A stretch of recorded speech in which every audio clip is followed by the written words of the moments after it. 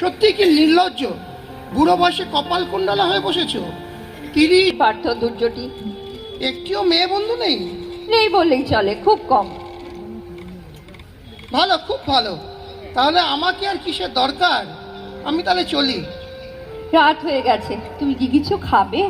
কি দয়া রে, একেবারে মহিলা চৈতন্য পেলেন। না, খাবো না। তাহলে তোমাকে আর দেরি করাবো না গো। এই নাও তোমার ছাতা, সাবধানে যেও। তুমি গেলে তবে তো নবকে একটা ফোন করব, তারপর আদা দিয়ে একটা চা খাবো। বড্ড মাথা ধরেছে।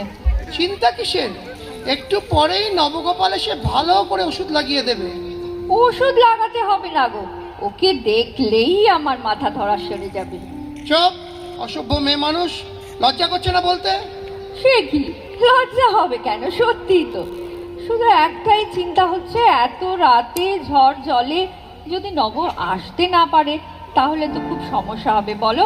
মানে রাত্রির বেলা যদি বাজ পড়ে তাহলে তো আমার খুব মুশকিল হয়, তুমি তো জানো। চুপ, আর একটাও কথা নয়। বাজ পড়বে আর তুমি ভয় পেয়ে সারা নবর বুকে মাথা রাখবে, তা হবে না। আমি হতে দেব না। আমার বাড়ি, আমার খাট, আমার বউ, আর বাজ পড়লে জড়িয়ে ধরবে বেটা ওই হাফ কাজ তো। No no, never. হাফ নয়, পুরো পুরো। ওই হলো পুরো। ও, তাহলে তুমি যাবে না? না, যাব না। এই আমি বসলাম। এসো, এদিকে এসো, বাজ পড়ার দরকার নেই। তুমি এখনই আমার বুকে মাথা রাখবে, চুপ করে থাকবে, নড়বে না কিন্তু। ওই অমরেশপুরীর বুকে কে মাথা রাখবে? হতো যদি উত্তম কুমার, চিরকাল মাথা দিতাম। খবরদার, নো উত্তম কুমার।